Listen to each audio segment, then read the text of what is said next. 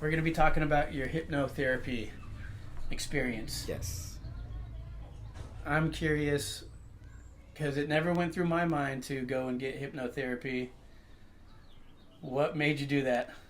All right. So I would say the reason I wanted to do it is primarily because the journey and the path that I'm on. I had read some books about like different hypnotherapists that do memory regressions and past life memory regressions. And then I feel like the journey that I'm on is more of like a journey of non-physical internal exploration is a good way to describe it.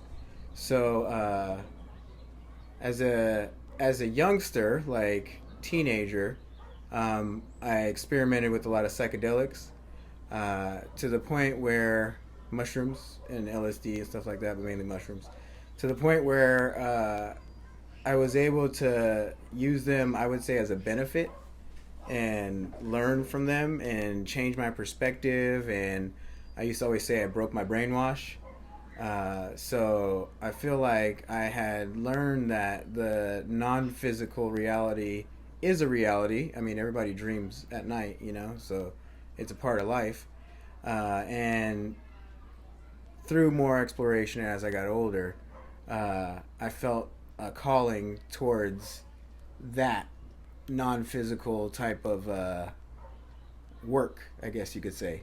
So I had read some books and was really interested in just the idea of past life memory regressions and what I might have been in a past life, and calling to work in any type of industry that's I guess you could say mystic or non-physical, or hypnotherapy, or like shamanism and stuff like that. How long have you been interested in hypnotherapy, shamanism, astrology? Can we throw that in there? Yeah. Astrology is always fun. World? You could say the spiritual world. Non-physical is a blanket statement, but yeah, spiritual world is definitely the same thing, a good explanation. That's what a lot of people use. And I think how long? I would say I was raised as a Christian, so ever since birth, indoctrination, to be specific. Yeah, I think as far as like the curiosity is there for everyone. As a kid, was it a spiritual experience for you? So it was actually. So religion for me, it was an indoctrination, like, because that's what it is when you're a kid. You don't know any better, so that's considered indoctrination. But there were times in the church that I did feel, I guess you could say, what they would call the Holy Ghost. I don't know. You feel. I definitely can testify that I felt an extrasensory feeling in the church, or through prayer, or through the means of church. And this is a Christian church that I'm talking about. So I wouldn't say I 100% agree with all of the other parts and beliefs. And matter of fact, that's like the deterrent from religion, for me at least. But I definitely did, as a kid, feel like there's something to this. Like there's some authenticity there, but it was more unauthentic than there was authentic. And then I found with psychedelics, mushrooms, that, and I guess that's internal personal self-exploration, I found that, this might be another way to explaining the same kind of non-physical, spiritual feelings and places and things that are just as real as this physical reality. And then, so that was like high school years, so like 15 and up is when I started exploring with mushrooms. And that was probably not until my 20s when I really started using it to benefit me. I would say in my 20s is when I started coming up with these different concepts and different perspectives. So then I would say later on, that was like 2005 is when I guess I started seeing benefits in it. And as I got older, I occasionally used them here and there to, I guess, reset and not get so distracted with this physical world. But then it wasn't until about 2016 that I felt a very strong calling to help people see what I saw and to try and share what I've learned that helps me. And by help, I mean it helps with simple things like setting goals and manifesting reality, if you want to call that. But it also helps with people that have anxiety or depression or one of the many different, I guess you could say, psychological things that we deal with nowadays. So that's when, about 2016. Could you elaborate on how they benefit you a little bit more? Mm-hmm. So the first thing I learned that it did, it allowed me to be comfortable in an uncomfortable mental state where you're forced to deal with situations, and you hopefully come to a learning and knowing that it's going to be okay no matter what. It's going to be whatever experience it's going to be, but at the end of it, then there is going to be an end of it. It may not seem like it at the time when you're going through it, but at the end of it, it's going to be okay no matter what. So I guess you could call that faith in a way, because that's what religion teaches you, right? So maybe those are the parallels that I'm talking about. But I think also one of the things that I said in the very beginning, the first things I noticed, is it breaks my brainwash. I do believe that we're indoctrinated, we're brainwashed by everything that is culturally, society makes these rules, you know. So, be a free thinker. It allows you to be a free thinker. There's other benefits that I would say changes my perspective on how I view my time, changes my perspective on how I view my emotions, changes my perspective on my perspective, you know. The other thing is, as you, I guess, explore deeper internally, you can learn how to make life what you want. And, you know, you stop hesitating more and you do stuff more, right? So it changes your perspective, and changing your perspective changes your physical world. So whatever that means to you, however you take that. Yeah, there's science behind it too, but that's like Joe Dispenza and stuff talks about that, the science behind it on positive thinking and stuff like that. But yeah, so all right, let's go to my birthday. For my 36th birthday, which was February 24th, I thought it'd be fun to have a hypnotherapy session for past life memory regressions. And I figured on my birthday would be a more significant date. And I was able to book one that day, luckily. And it was through a friend of the family, my wife's cousin through marriage. But that made me feel like extra trustworthy. So I don't know if that has anything to do with it, because I'm sure for a lot of people that want to do a hypnotherapy session for the first time, they might feel nervous. I would imagine that's just a natural feeling. Knowing that it was a family that was going to do the hypnotherapy session made it a little easier for me to, I guess, relax, because that's what hypnosis is about.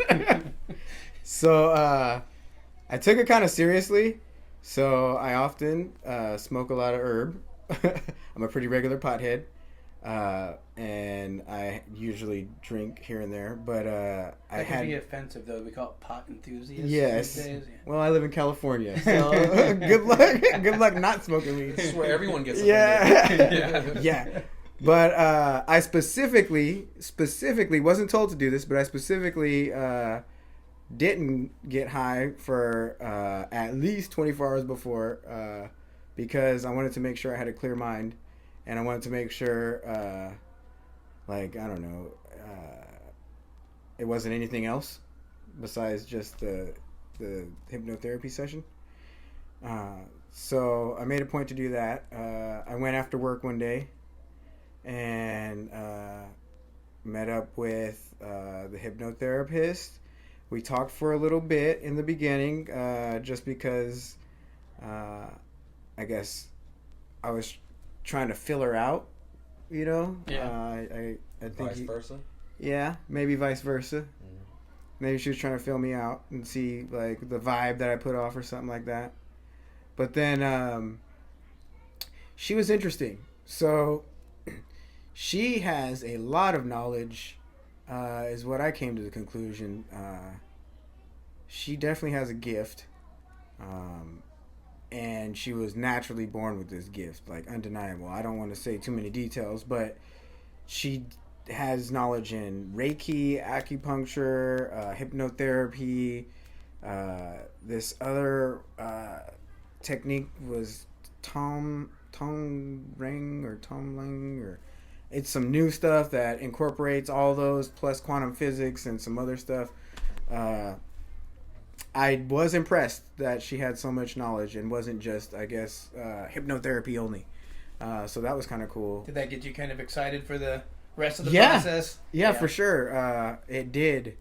And then she had me fill out a questionnaire of like, why am I doing this hypnotherapy session, more or less. Questions asking me about, you know, what I have goals, you know, to achieve from this session.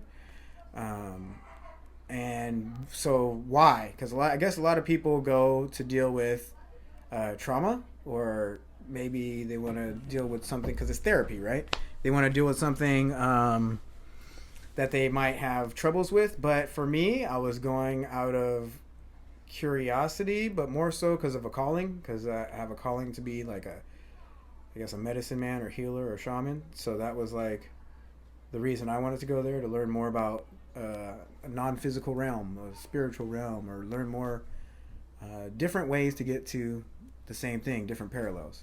So I wrote down it's a calling, you know, and I told her specifically that, which she thought was very interesting. Obviously, she's in that field, so for her, I'm sure that was like, oh, cool. And then she started talking to me about some other, I guess, baseline questions. So one of the questions was if I need to, I guess, be guided to a peaceful place. She said, what's like a peaceful setting? So I didn't quite understand what she meant, so she was giving me some examples. So she was saying like, oh, well, some people, they choose like a beach paradise, tropical paradise, or some people choose like old summer camp that they had in the, you know, one of their best childhood memories, or some people choose the vacation in the Alps in the snow that they used to go to, or something where they have some of their best memories, like good places like that. And I didn't have like a place that I had remember, but I was like, yeah, I'll take the tropical beach paradise option if I need it. Well, I could easily be relaxed. yeah, I'm like, definitely not snow. Definitely nothing cold. Spumoni. So Spumoni. You're talking about the old spaghetti factory. The Tropic Thunder. what? Have you ever seen Tropic? Yes. Yeah, that's my favorite. I'm sorry. It's Will Ferrell when he owns the basketball team. Yeah, that's old school. And there's a there's a bear. He's trying to get all these people to come to his basketball game. So he has a bear. He's gonna wrestle a bear. And the guy who owns the bear says, you know, like, what's your safe word when it gets too rough? What's your safe word? And he's all Spumoni. Running around the basketball court. The That's on safe Tropic word. Thunder? No. It's like it's not. Old It's school? not. No, it's not. It's like pro, like almost pro, Semi-pro. Semi-pro. Semi-pro. Yeah. Semi-pro. But the one that I know as safe word is pineapple juice is my safe word. Oh, yes. Have you seen that video? Yes. Of that dude getting tased? Yes, and he was getting rough, and he goes, "Ooh, Yeah. yes." Pineapple. It's a juice. viral video. Pineapple juice okay. is my safe word. Classic. Well, so she needed a safe place, not a safe word, but Yes. a safe place, I guess, in case I get out of line or something. I don't know. And then another thing, one of the baselines that she set up was, what do I call a higher power? Because I guess for everybody that's different, which I didn't even think about it, but that makes sense. So what do I call, do I want to call a God or a creator or a higher power or Allah? Who knows, right? So I said God or higher power or source or creator. Any of that stuff works. I was like, I'm pretty open. God works. Just use God. So then, I'm trying to think, what else did she ask me as a baseline question? I think that was it. We got our safe place. We got our the Higher reasoning, power. right? Our higher power. Yeah, and I think that was it. So then, obviously, you got to go to the bathroom, do any of that stuff, right? Make sure you get relaxed. So I sit Get a purge. in the chair. Yeah, well, you're going to be sitting for a while, right? Like, Yeah, no. the session's not going to Just be have, 5 minutes. Flashback. So, Purge back. that last one was rough. Don't get me started on that. Purge front and backs. But I get seated in her comfortable chair, which isn't completely laid back, but semi-reclined. And she had pillows set up, so it was real comfortable. So like a typical therapist, like No, it was like a typical. It wasn't even like a therapist chair. It was like a typical. I want to say lazy boy, but not reclined. It was just like a one-seater, cushy, big chair. Did it have an ottoman for your feet? Yeah. Yeah. Yeah, she had an ottoman for the feet. Typical.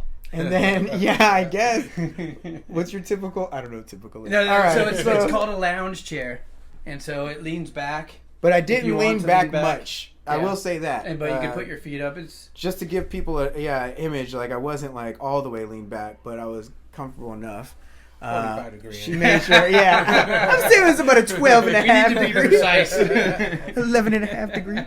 So then, make sure I get comfortable. An emphasis on being comfortable because you want to relax, and then once I get situated and comfortable, she starts to count me down. So here's my disclaimer. So everybody thinks of hypnosis or hypnotherapy, or at least I did. I think of I'm going to be hypnotized and put under, or there's going to be like I see on TV, like I always say like, oh, the example is I ring a bell and you bark like a dog, or as soon as I count down, you're going to be acting like a parrot or something. I don't know, but there's these examples of what you see on TV of hypnosis. Yeah, we've seen them.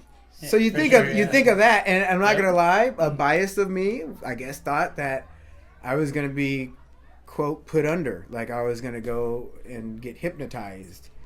And the disclaimer is, it is nothing like that at all.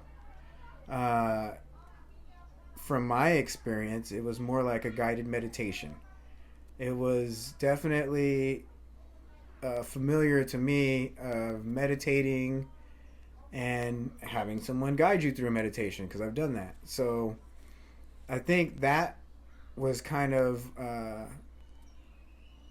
my expectation, I guess I had, was kind of like, oh, well, this isn't what I expected. So maybe that's something as a disclaimer that I say, because I think everybody has that idea of, you use the word hypno or hypnosis, and you think it has something to do with what we see and perceive on TV, but it doesn't.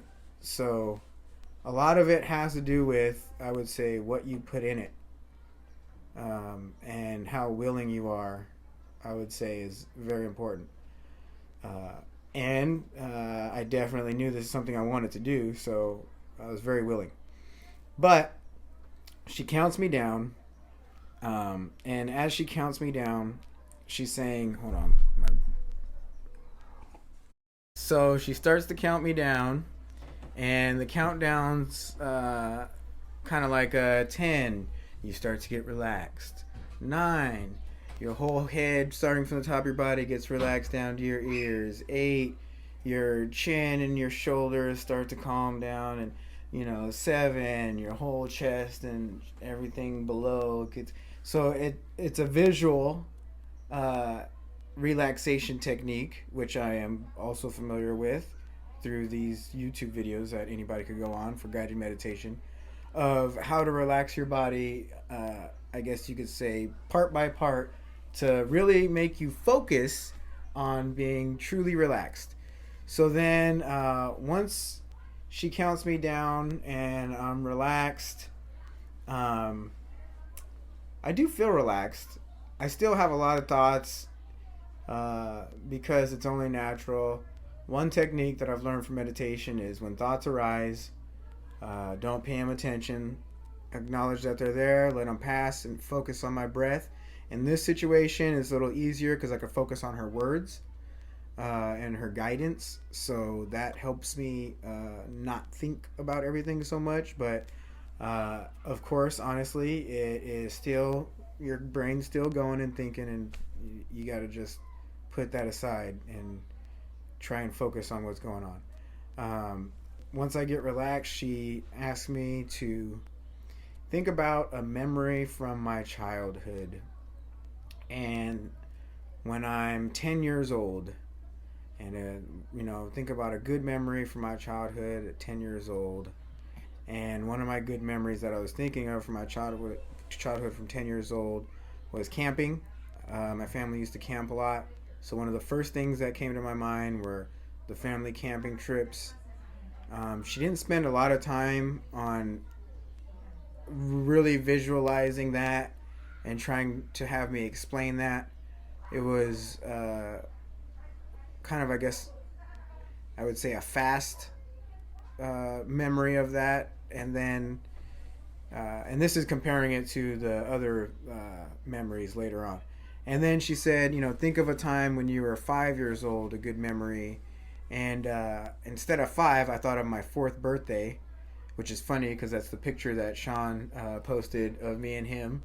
Oh, wow. But that was the good memory I had of when I was 5, but I was 4. And I knew I was remembering when I was 4, but close enough. So I was thinking of my 4th-year-old birthday party and all my family there. And I remember that was like a real big deal, a real big birthday party. And I thought I was the coolest. And that was a good feeling. And she counted me down to think of my 1-year-old memory. A memory when I was 1 year old is what she asked me to do. And I couldn't think of a 1-year-old memory, but I do have an infant memory that I do remember, which is kind of cool and kind of rare. But I've already mentioned this to my family, so they've confirmed that it's a real memory. But I remember as an infant seeing girls running track. And at that time, my mom used to take me to go to my bigger sister's track meets. And I used to be bundled up in a blanket. And like my mom said, there was like one time that I like poked my head out. And I'm sure there's more than one time. But there's one time I poked my head out. So I probably remember seeing my sister running track. And I do remember it was long hair moving in the wind and girls running on a track. So I was thinking of my 1-year-old memory. And then she had me think about when I was in the womb. That's an interesting thing to try and think about. I didn't really have a memory. I was, I guess, imagining what it would be like to be inside of my mother's womb at that point. Because I can honestly say I didn't know what a memory that I had of that young would be like. But what I do know from reading books like Michael Newton's, Journey Out of the Body or Far Journeys, or some Journey of Souls. Michael Newton's Journey of Souls. From reading that book, that talks about different hypnotherapist techniques on how to get people to past life memory regressions. So I did recognize that this was a technique from a book that I had read where they make you remember all the way back into the womb, and then they take you even before the womb where you are in, I guess you could say, a non-physical place, a spirit realm or spirit world. So I did recognize that technique. But then she actually switched it up to a different technique, which I also recognized through guided meditation, which is you take a vessel to go to different places in time or in the non-physical spiritual world. So once she got me to the womb, she asked me to pick a vessel. And she gave me examples of vessels that I could pick. She said, you can pick an airplane or a train or a car or a bike or a horse or a magic carpet or a cloud. I think those were the ones she repeated a couple times through this experience. So when she gave me those options, the one that called to me was a horse. So I said a horse. And this was kind of like, I think, the first time I even said anything. So the whole time before that, she was guiding me, but she wasn't asking me anything. So I didn't have to reply. So I guess that helped me get in a good relaxed state is probably why she didn't ask me. She didn't want me to interact. But this, go ahead. When you answered, was it easy to talk, like you, or did you feel like you had to actually work a little bit to use that? It was pretty easy to talk still. It's not like I had to work at it. It felt natural, normal. It felt normal, just quiet, like when you're tired, when you're tired, resting, relaxed. How you talk is like, you're not gonna shout it. You're gonna be like horse, like quiet and mellow. Like when you're sleeping and your wife wants to know where the keys are. Yeah, no, then I'm usually a little like, I don't know, but for some reason, horse called me.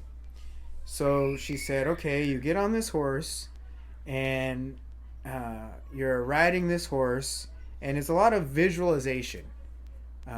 And she's counting me down again.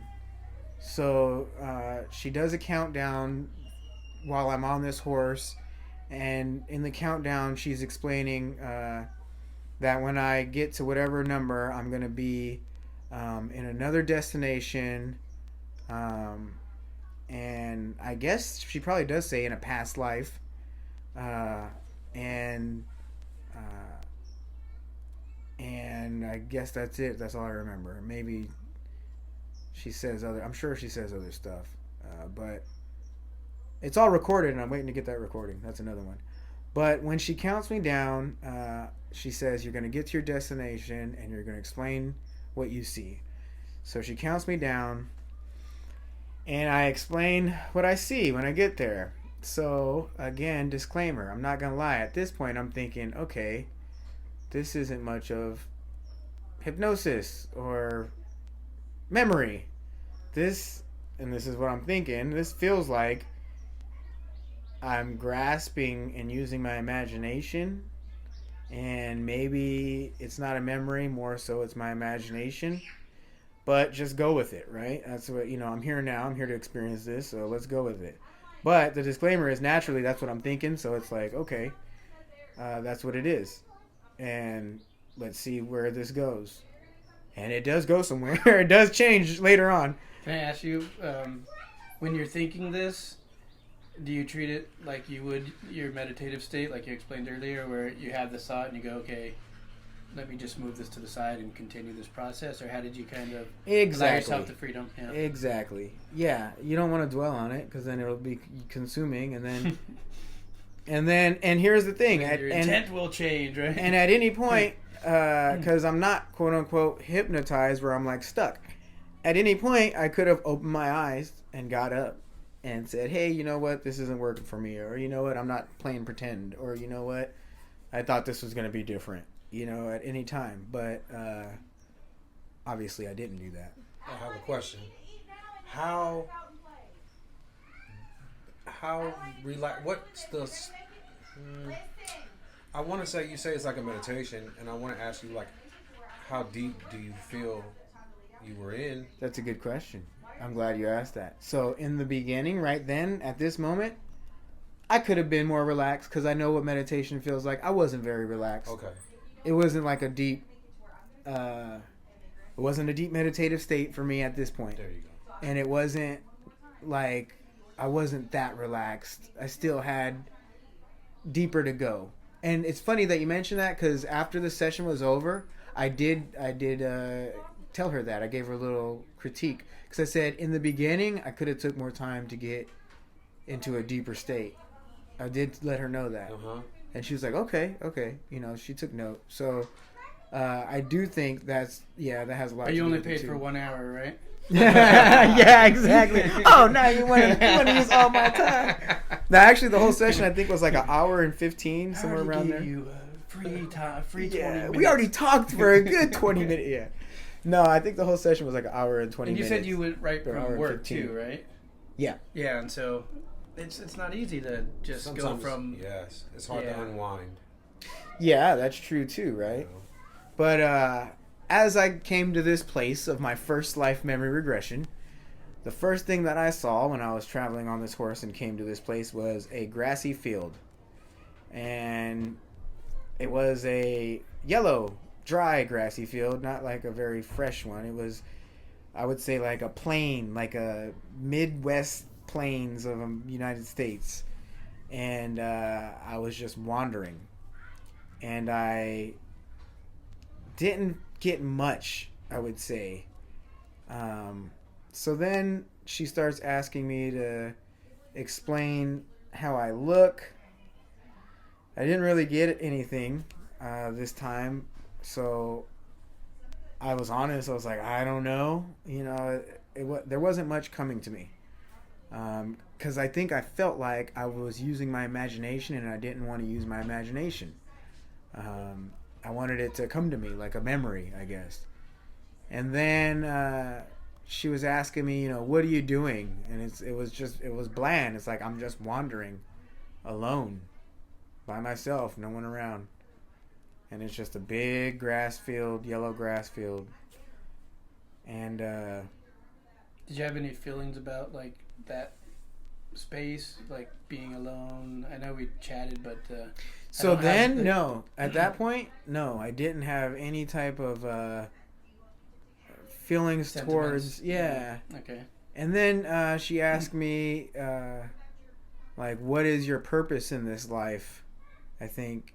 And these are reoccurring questions that she asked through all the different lives I've found out. But in this life, my purpose wasn't very clear. I'm like, to wander. I was like, I'm not sure.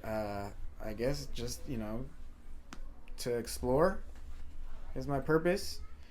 And it wasn't this was the first point that I came to, and it wasn't very much. And this is where, like I said, it was kind of like, am I making this up? Am I trying too hard? You know, I was a lot in my head. You feel like you're reaching? Yeah. Yeah.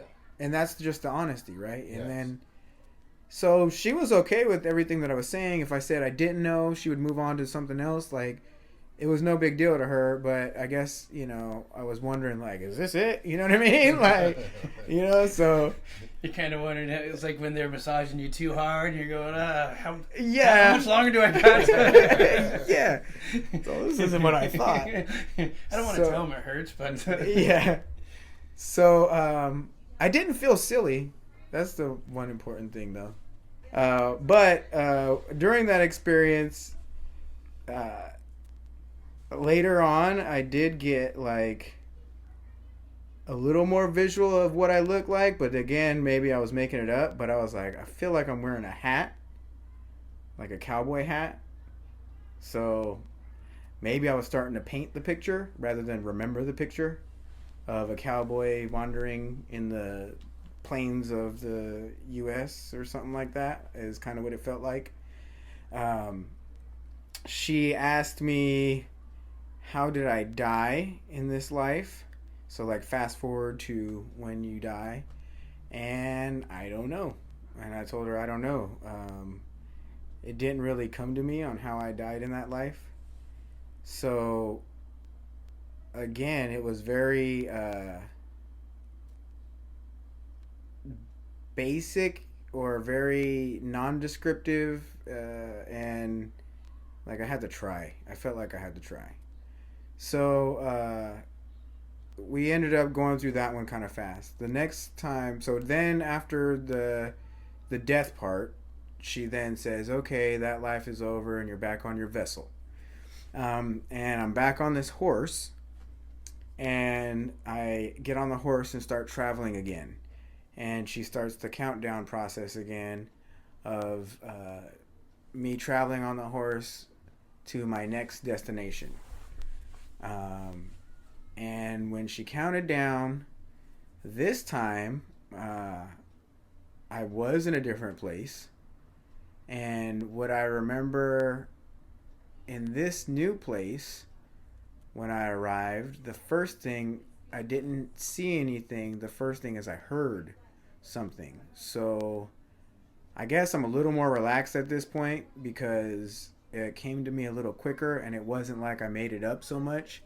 It felt like it just came to me. So the first thing I heard was water, like a stream, like water running. And then I started to see a stream. And she, asked me to describe what I saw. And I seen like a river or a creek or a stream, and in like a forest type setting. And I was fetching water. I was collecting water. And she asked me to describe so she asked me to describe what I look like, but before I thought about what I look like, I felt I was like collecting water to bring back to my community or my tribe or something like that, right? So she asked me what I look like, and this time I actually got something. So this time I actually seen what I look like when I thought about, oh, what do I look like? This time, as interesting as it was, I looked like a black woman fetching water, like I guess you could say African tribal wear. I would say not like ancient tribal, but not like nowadays. Kind of mid old. I don't know. I didn't get a date, but I didn't feel like it was like a long time ago tribe. It felt still like, I guess almost modern. Almost modern, like pre-modern. 1800s. Yeah, maybe something like that. But it definitely wasn't like ancient, and it wasn't like new. Because it was like colorful, like dashiki stuff. You know what I mean? Like it wasn't like plants turned into or pelts turned into clothes. It was like cloth. It was like material, textiles. And yeah, I was fetching water to bring back to my community or my tribe. And I noticed I smiled a lot. And that was something that stood out in what do I look like. Part of what I looked like was I was always smiling. And I went back to, I forget if she navigated me back to, or I went back to, or she asked me something that made me go back to, but I went back to where my community or my tribe was.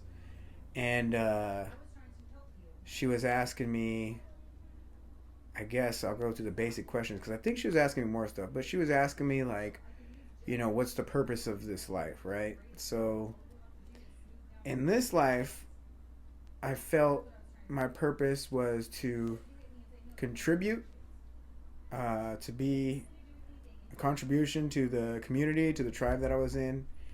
And it was gratifying. It was a good feeling to contribute. And that was the purpose that I got out of it. I didn't have a spouse or I didn't have kids. I was alone in the sense of like, family that I was directly having. But I was a part of my community, and that was like good enough. And I was very happy. I really seen myself smiling a lot. And then in that life, I was fast forward to how did I pass in that life. So in that life, I seen myself as an old woman in my hut or house, my shack, whatever you want to call it. It was more like a hut. And I was still like a smiling old woman, but I died of natural causes, is what I felt in that life. But I remember thinking like I was alone again in that life as an interesting thought. Like, the first one I was wandering all by myself. This one I didn't have, I guess you could say, family, even though maybe my tribe was my family. But I definitely noticed that. It's not like it bothered me. Didn't bother me in the other one either, actually. But it was something that I now mentally paid attention to. Like, oh, that's interesting. Question. Yeah. So, it seemed like this life came much more easier, right? It was or natural, more natural. Would you say you were in a deeper state, meditative-wise? Yep, for sure. I would say this one instantly was more vivid, more rich, and... Are you feeling the breeze? Are you smelling the air? That's funny that you asked that. At this point, no. But I did get to that point. Okay. But at this point, there wasn't a lot of smell. There wasn't a lot of like bodily feeling.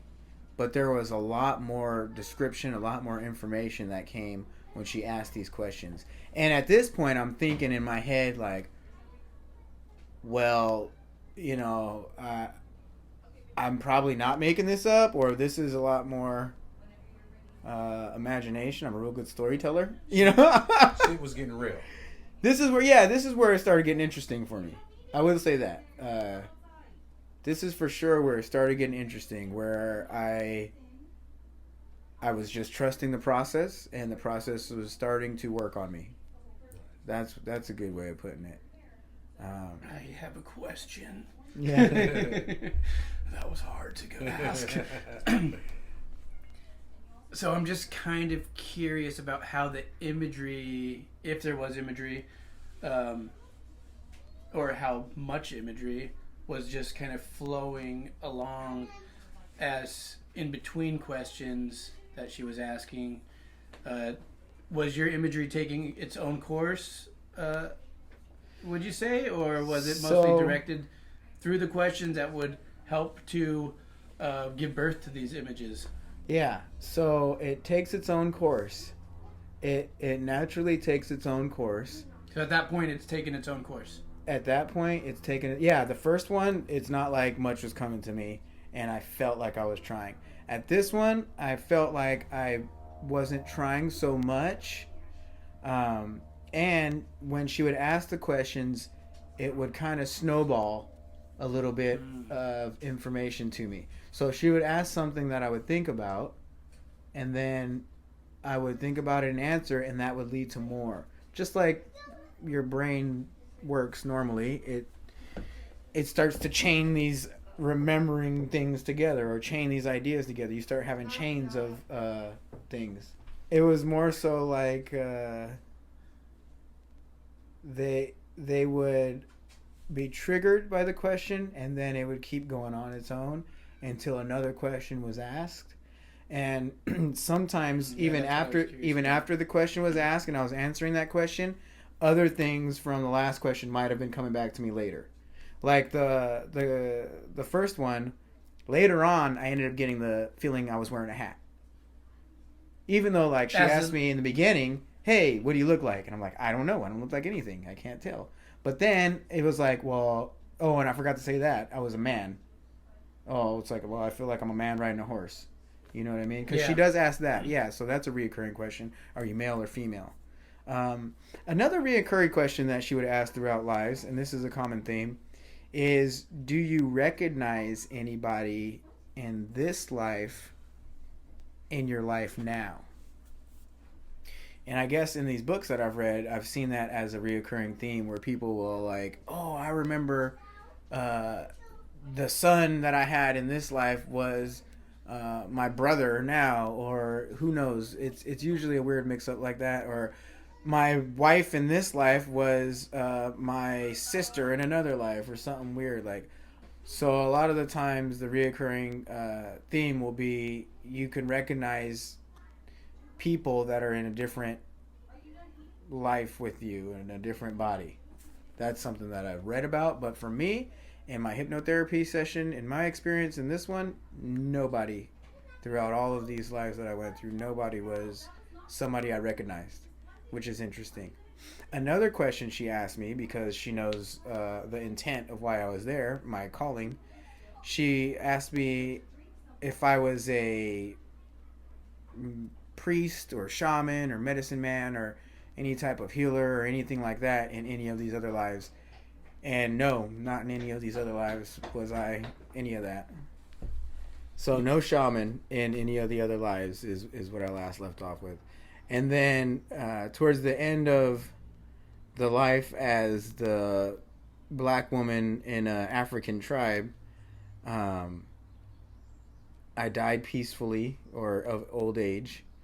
And, she asked me if I fulfilled my life's purpose, kind of, you know what I mean? Like, what's the meaning of the life? And did I fulfill the purpose? And I felt like, yeah, there was closure with that. And with that life, it was, I would say, a good, positive life that was very happy. That one was a happy life. The other life before that was very like bland and nothing and blah, and I didn't have any like happy feelings with that. And this one I actually got like the feeling of being happy a lot too. So that was kind of cool because you do get the emotions, like in a dream you get emotions. So that's kind of the good part. And then that life came to closure, and I got back on a vessel again. And this time when I got back on a vessel, I think she asked me if I wanted to change vessels. So I think she asks if I want to change vessels every time. But this time I said yes. Last time I don't think I said anything. This time I said yes. And this time I changed my vessel to a magic carpet because I thought that would be fun. Because it was an option. So on the magic carpet, she tells me I'm on this magic carpet and I'm going through to a different place and counts me down, same process. And then when I get to my destination, explain where you're at and what it looks like.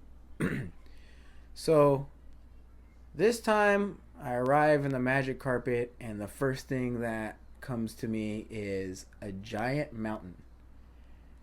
And I see a big mountain, and it's kind of like overcast weather, kind of gray.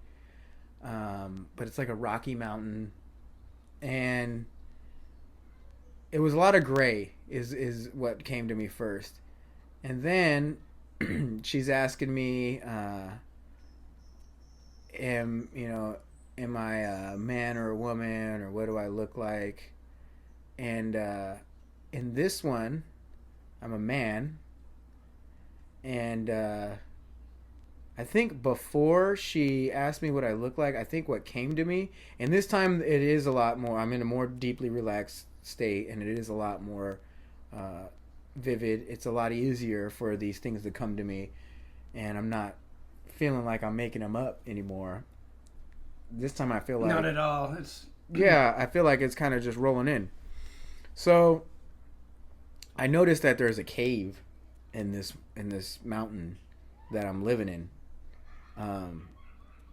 But she asked me, to describe what I look like.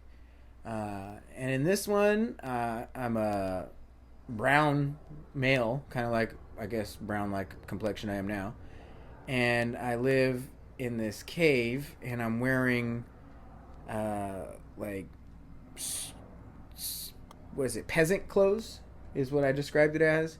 Like makeshift shoes and peasant clothes and very poor, meager looking appearance. I believe I even had longer hair in this one, like long, naturally dirty and wild hair. And I'm living in this cave. No shampoo. No shampoo. Living in this cave, isolated from the rest of society, intentionally. And I can tell that I chose to not live in society. Like, I get the feeling that there is a civilization and society or something that I could be a part of, but I chose to live in this cave, in this mountain. And, different visuals that come to me are like, I'm cooking over a fire. I made a fire and I'm cooking over a fire. And just living off the land. And she's asking me what the purpose of this life is, and what I'm doing and stuff like that. And I've chosen to isolate myself to find myself, to better know myself. And in that instance, I find it odd, again, I am alone. And I now think, like, okay, this is a reoccurring theme. Like, that's so weird that I'm alone. But, I mean, it is what it is. And then, I don't know where it was. It didn't feel like it was the United States. This mountain felt like, because she will ask you like where and when. This mountain felt like it was not the United States, probably another country. I don't know where at the time, but it wasn't like snowy cold. It was just like gray and overcast cold. Might have been like snowy at the mountaintop, but more so it was just gray and overcast and rocky. I remember that. And then I chosen to isolate to better know myself. I mean, that was the purpose of that life. We fast forward. Go ahead. With the isolation, being in that experience, right? What did the isolation feel like? A big contrast to the previous life of me being happy. Wasn't a lot of emotion. It was a lot of solitude, serenity, but like just, what's the word? Solemn? Solemn? Yeah. Clarity wise, did the isolation yeah anything there? So yeah, did I serve the purpose, or did I fulfill that life's purpose? Yes, that life's purpose was to find myself, and yeah, I served the purpose in that life, and it was satisfying. It wasn't it wasn't the last life. The last life was obviously a lot of smiles. Like, happy is the big takeaway from that last life. This one, I guess, was more like the first one, where it was just kind of emotionless, more of a isolated, quiet, quaint lifestyle, and not like I was laughing and having joy with others. Was it almost like these two lives, you were trying to find that thing that clicks? The other one, you had the thing that clicked. The first one, I don't think I got that feeling, but I could take it for that now. But at the time, I didn't get that feeling. This one, where I was living in a cave, isolated, for sure, I got that feeling. And yeah, and that could have just been on how deeply I was in the meditative state or hypno state, because the first one, the exploration, I guess, was the driver. That was the purpose of that life, to explore and just wander. But this one, it was inner exploration, intentional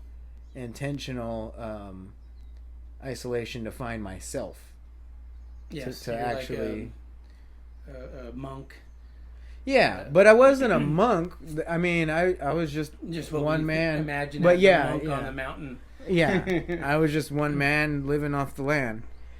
So we fast forward to the end of the life of me isolated, and she asks, "How did I die in this life?" So when I die in this life, I see myself in a hospital bed, and it's not like. So if I had to think of a time for this one, it's not like it's modern new stuff, but it is like a hospital facility where they take care of you. Like actual building. Yeah, and there's like doctors there. And I don't remember seeing like high tech, equipment or anything like that. I just remember I was in a care facility. Could you describe the clothing being worn to me so I can get a better feel of the time frame?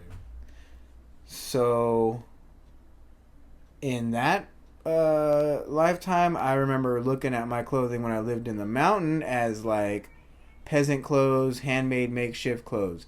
If I were to go into the hospital, she didn't ask me what I was wearing there, so I don't remember. I would say the same stuff, but more so, I remember being in a hospital bed.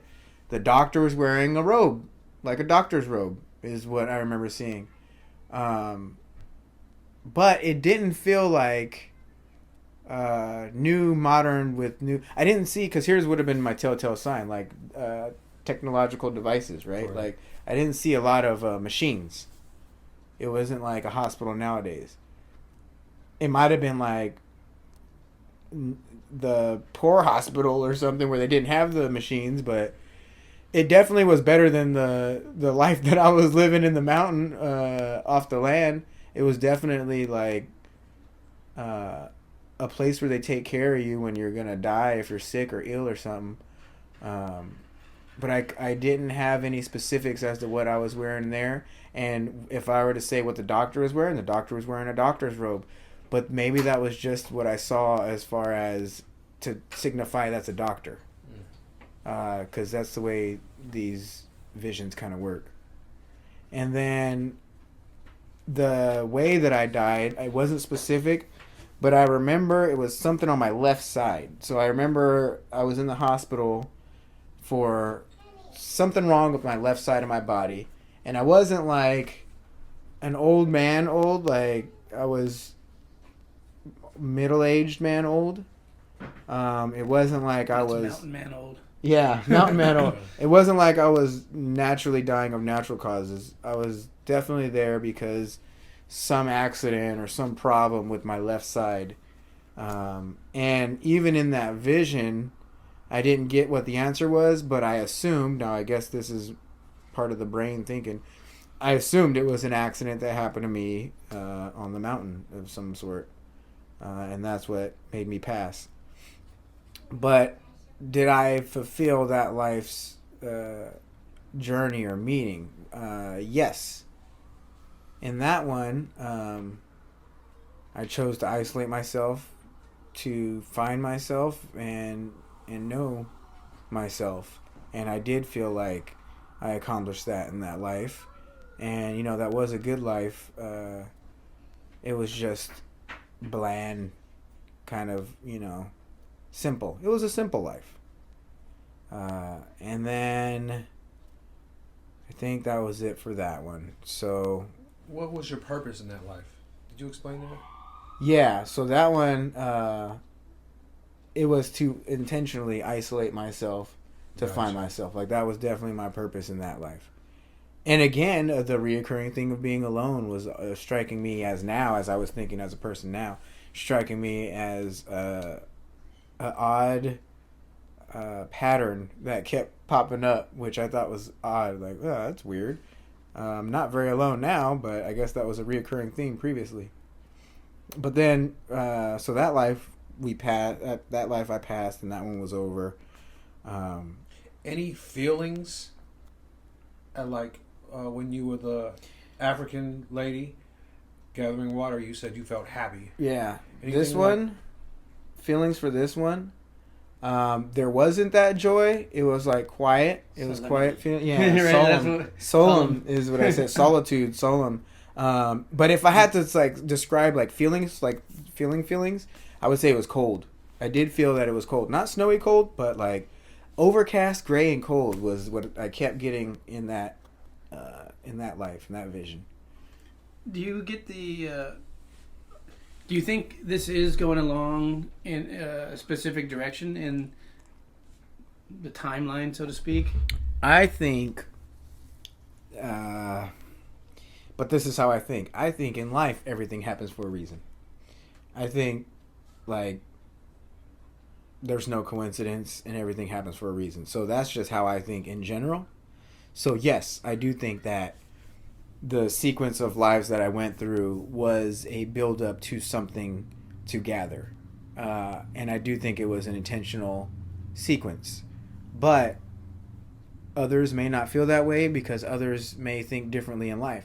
So for me in life, I think everything happens for a reason already. So that's already kind of in my own personal views. I think your answer was better than the question I had. Yeah. which was really kind of what I was more curious about.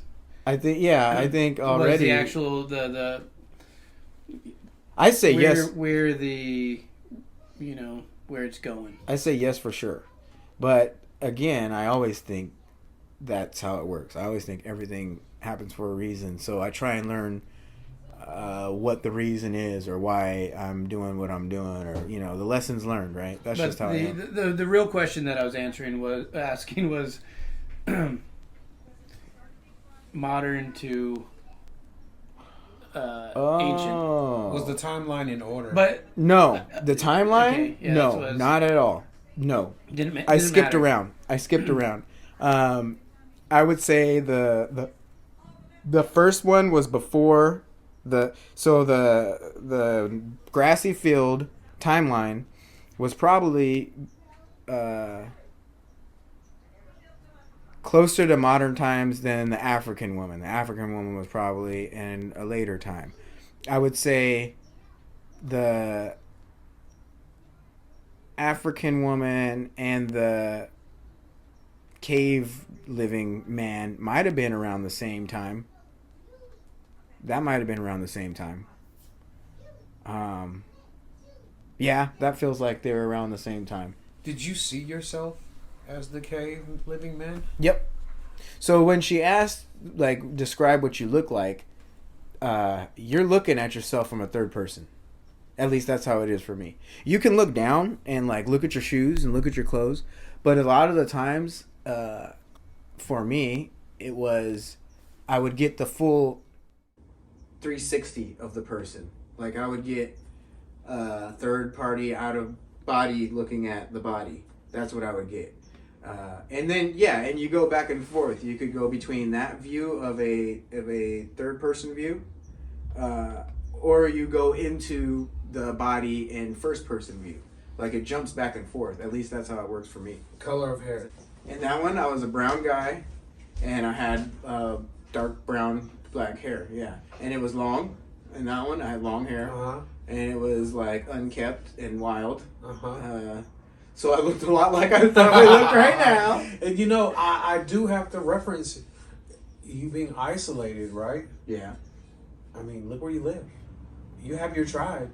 Yeah. But it's still isolated from... But I've only lived there since April. And it hasn't even been a year. You're there. You know what I mean? Yeah.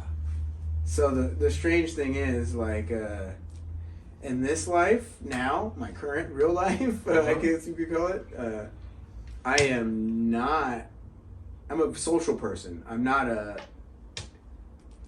what's the word when you're in... Introvert? Yeah, I'm not an introvert. No. No, Yeah. definitely not an Yeah, introvert. I'm not an introvert. Which However- those lives, I felt that I was more of an introvert. I got you. You know what I mean? Yeah. And in this life, for sure, I'm not an introvert. Like I thought I was in the beginning of my life when I was young, and that's just because I wasn't grown up and popped out of my shell. You know, I didn't blossom. You know what I Yeah. mean?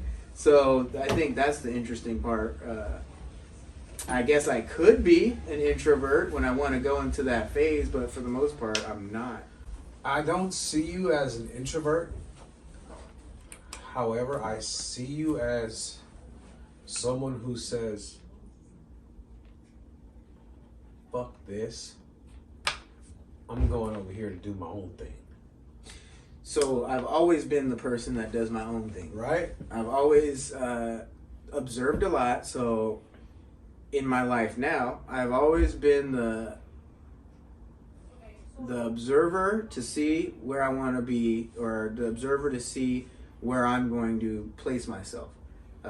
So I evaluate, and then I decide what I want to do. And I try to take in as much as I can information to get the best result I see fit.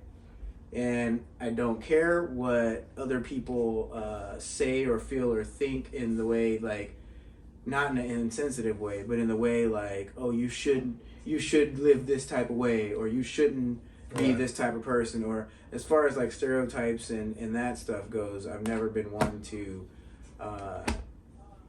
be concerned about if I'm keeping up with the Joneses. Yeah, you know what I mean? Like, I'm gonna do what I'm gonna do, and I'm gonna do what I think is best. And the reason I think is best is because I've taken the time to observe and evaluate and make sure, you know, I'm true to myself. You can, of course. You know what I mean? Hello. Hey. It's all right. He's not recording anyways. No. I know. Doing what I always do. He's fumbling over power cords. Dude, I don't know what happened on that one. It wasn't charging the whole time? No, it. I got okay charge. I mean, I don't got a lot, but You let it go to sleep. Sleep mode. No, dude. You see that I've been touching it? No, man. You just been touching him. Oh, yeah. Hey, It's my turn to ask a and- question. Yeah. As the cave-dwelling, isolated man, I died in the hospital bed. I served my purpose, and my purpose was to find myself. And then I get back on this magic carpet to go to the next destination. So my vessel is the magic carpet. Getting countdown again to the next destination. And by this time... You're deep. I'm convinced. Yeah, by this time I'm deep. But this time, like, I'm convinced, like, there's no way I'm making this up. Like, by this time, it's like, man, either I should be a story writer because my imagination's kicking in, or these are memories of past lives. So I'm definitely like going with it, and I'm starting to feel good about the results by this time. And things are flowing better, so that helps, you know, the experience as far as feeling like this is working and this is authentic. So I'm on the carpet, and we count down to this next destination. And this next destination, instead of the place being the first thing that I see, like the setting, the first thing that I see is a blue dress. So the first thing I see is myself. So in this life, I am wearing a blue Victorian dress, and I'm a blonde-haired woman. And that's what I see myself as. Blonde-haired woman in Victorian times. And I start getting the place after I see myself in this elaborate dress. And I see a big Victorian house, or maybe like down in the South, how they had those old plantation houses, maybe something like that. And it's a trip because like this one's vivid, and this one, like, I hear the sounds of the house, and this one, it's like it's rich, like the wood decoration in the house and how elaborate everything is in the house, and the experience in this life is more vivid and descriptive, and it's just flowing and coming to me more naturally, and like the feelings are more intense, and the information and the visual experience is more intense. And then I would say, as she starts going through different parts of my life, and asking me, what's around and what am I doing, the thing that stands out the most in this life is my husband. And in this life, I am a young blonde woman with an older husband. My husband's older than me. And he is a angry asshole of a man. And that's the thing that really stands out in this life. And I felt it, like, emotionally. I felt it. I felt his anger and his hatred, and it was intense. And I could tell that the hypnotherapist can sense my feeling, and I think she's a little sensitive to it, because she was asking me, like, hey, like, do you want to go somewhere else? Like, do you want to leave this vision? But no, I'm fine. I'm curious. And I think, for me, I'm okay. I'm comfortable being uncomfortable. So especially if it's just all in my head, no big deal. So this one, I'm really feeling this guy's hatred and anger, and I don't get it. And I'm just like, why is he so angry? Like, it just doesn't make sense. But she keeps asking me more questions, but that seems to be my main focus once I feel his energy and how he is and who he is as a person. But in that life, I have a boy and a girl. So I have 2 kids, and the purpose of my life in that life was to take care of my 2 kids, to make sure that they don't get influenced by this negative man, and I take care of the kids and do, I guess you could say, basic housewife duties. But nothing satisfies him, and it's just like the reoccurring feeling of just how bad of a person he is to me, and that was like the main emphasis of this life. And again, by this time, it's more vivid, so I'm like feeling it. I'm like really feeling like, man, this guy's like such an asshole. So we fast forward to my death in this life. And in this life, I see myself lying in bed sick. And the bed was in this house, and the doctor or nurse would come and take care of me. But I for sure was young still, and I died of some illness where I was coughing a lot. I see myself coughing and dying in bed. And even in that moment on my deathbed, this husband of mine was still an angry, heartless. He still didn't care about me at all. And in fact, I remember that in this vision, like, he had someone lined up already to take my place. Like, he already had another female lined up to take the spot. So it was a lot of unpleasant feelings in this life. And this life was, it wasn't like a happy life. It was a troublesome life. And that's what I felt a lot. And it was mainly because of the husband. I think that was the obvious thing. Um, and I guess, did I fulfill my purpose in that life was, one of the reoccurring questions. And I did. My purpose was to make sure the kids, didn't get affected by this man's negativity. But I still didn't understand why he was such an angry person. So the hypnotherapist ended up asking, and I guess this is why she asked those base questions. Do you want help from a higher power, or do you want God to help give you clarity to understand, why he was so angry? And I said, yes, yeah, I want some clarity, some closure, right? Who doesn't like closure, even if it's imaginary or a memory of a past life closure? So with the help of God or a higher power or whatever you want to call it, but I'll call it God, with the help of God, the answers that came to me were, he'll learn, he'll find out one day, he'll learn one day. And that was it. And that was good enough, but I mean, that was it. Like, that's just, it's just how he is, and he's going to learn one day. He'll figure it out.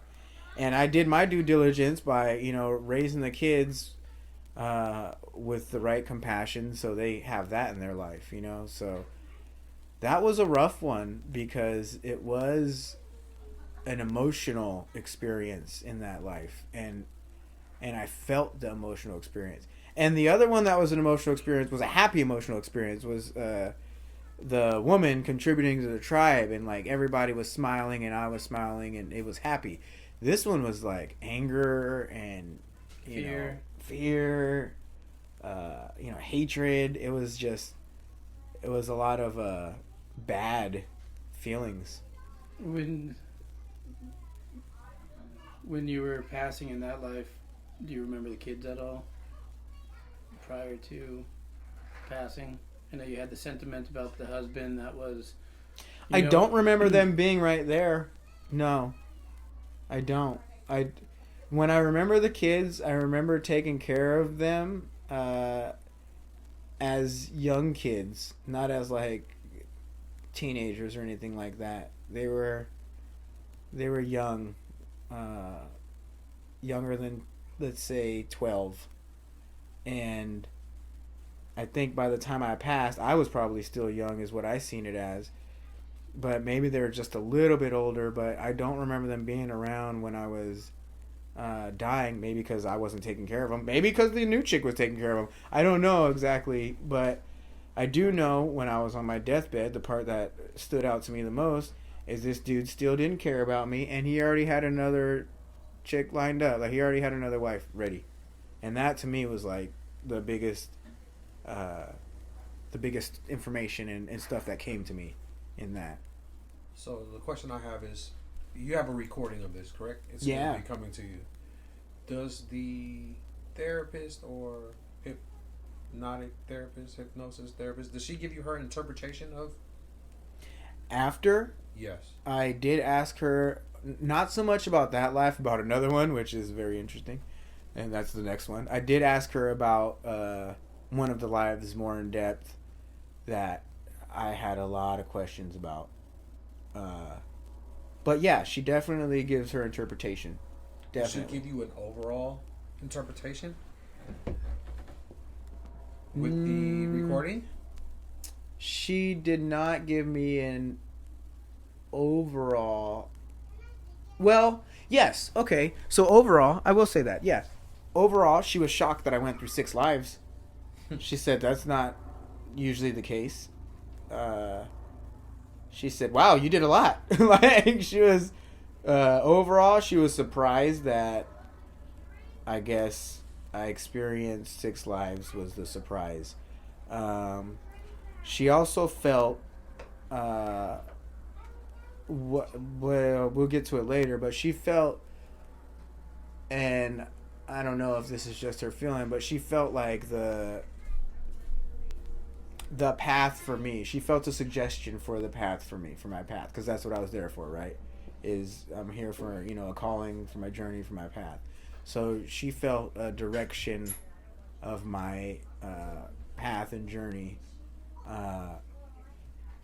which is a question that we asked later on, which I'll get to. But yeah, she felt like since I didn't get a specific answer, she kind of came to her own feeling of an answer, and she felt like shamanism is like a good modality, a good path for me.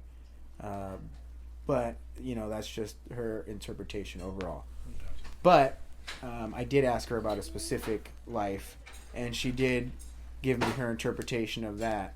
So remember that question at the end, because that's when I could explain in more detail her interpretation of the specific life. Okay. So this life passes as a blonde woman, and then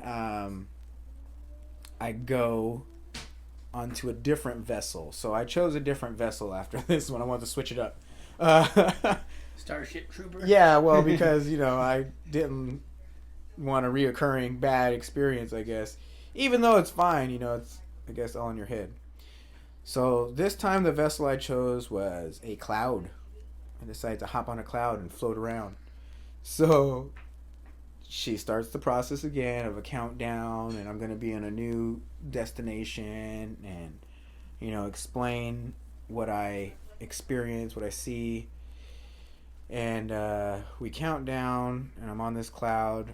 And when I arrive to this next destination, this one is mind-boggling. So, mind you, the last experience was very rich. I'm in a very deeply meditative state or hypnotic state, whatever you want to call it. So, this time, the experiences are rich. And when I arrive, the first thing that I feel is I'm in a battle. And I land from this cloud into this place that is a battle. But nothing is clear. And it's just a feeling of a battle. And it's dark. And there's fast movement all around me. And there's like flashing of what could be explosions or could be lightning. So I'm starting to think like I'm in a battle, or maybe this is a storm. But it definitely feels like hard to describe situations. It's definitely something that didn't have physical things to describe. So she asked me, what do I look like? In this one, I don't look like anything. In this one, I for sure don't have a physical body, like the sense of the other ones where I could describe what I'm wearing. Or I don't look like a person. I'm me. But there's nothing, like when I'm trying to look at myself, I'm getting nothing. And I get the feeling like I'm here to battle, like I'm here to fight. And like battle? No, but as funny as that sounds, it wasn't like shooting. It wasn't like I didn't have weapons. Jammy. No, I didn't have weapons. That's a good point. I didn't have weapons. As funny as it sounds, when I say battle and fight, what came to me was fist fighting, like physically fighting. But to me, and that was a physical thing, right? Like a body thing. But to me, what it felt like was an interpretation, or it was telling me that I'm fighting. Like, this is a battle. You're fighting. You have to fight. So what's the most basic form of fighting? Like the old, fisticuffs. You know what I mean? Thrusting limbs, yeah, right? Yeah, so there was no physical body. But when I got the interpretation of fighting, I did get the interpretation of physically fighting something. What was I fighting? Was that interpretation or was that feeling? Both, because you take a feeling and you interpret it, right? I mean, yeah, it was definitely both. It was, it was a feeling of fighting, and it's like, because I'm trying to figure out, like, what can I describe? When I'm trying to figure out what I can describe fighting, all I see is me swinging at nothing. Like, literally nothing. I'm not swinging at anything, but I'm like fighting. So then it's like, what am I fighting? I don't even know what I'm fighting. there's nothing for me to describe that I'm fighting. It's just like a stormy, dark place with flashing lights, and it's fast movement, and everything is hectic. A lot of distortion is what this one was. Do you get a time frame? This one was definitely no time. This one was definitely no place. I was not on a planet. I was not in a place. And I told her this too. I said, if anything, this is in space. If anything, right? This is in some sort of battle in space. I don't know what it was. Another planet? This came to me. It wasn't a planet though. It was maybe, like I said, if anything in space, it was another realm, another world. This came to me both times that I've heard this, and I'm for the camera. Your stories are always spot on. So, not that I ever question it, but just so they know. Yeah, I've heard this before. I'm You've not heard this changing. Yeah, I'm before. not changing it. Yeah, and it's not changing. Definitely. But I again, this is just me. My feeling towards hearing these words is the sperm situation comes to mind for some reason. Oh, I do not know why, but that's what I thought of the first time you told me it. And like I'm a little spermy battling to get into the just something into like the egg. that type of battle. Maybe. So okay. So what am I battling? I don't know. Before the womb. Right. And then why? Okay. So You're battling why? sperms. Why am I battling? Like, what's the purpose of this battle? Right. That's what we're trying to find out. The only thing that came to me is I'm battling to create, which is interesting that you say that, right? Oh, wow. Because the thing that I felt is I'm in a fight to battle to create. That doesn't make much sense, but that's what I got. Like that's what was given to me, right? That's the way it works at that point. You just take what's given. So I'm battling to create, and again, so the hypnotherapist, she's very responsive to this is also an unpleasant environment. This is a troublesome, hectic environment where like my facial expressions are probably doing this, and she's asking me if I want to leave this place, and no, I'm completely curious and I want to know more about this place. So the more we find out, so in the midst of this, we're trying to work through it because a lot of it is hard for me to explain. This is, I guess, non-physical stuff is extremely hard to explain. So this is a lot of distorted me trying to get through the distortion, and what ends up happening in this moment, which is interesting, is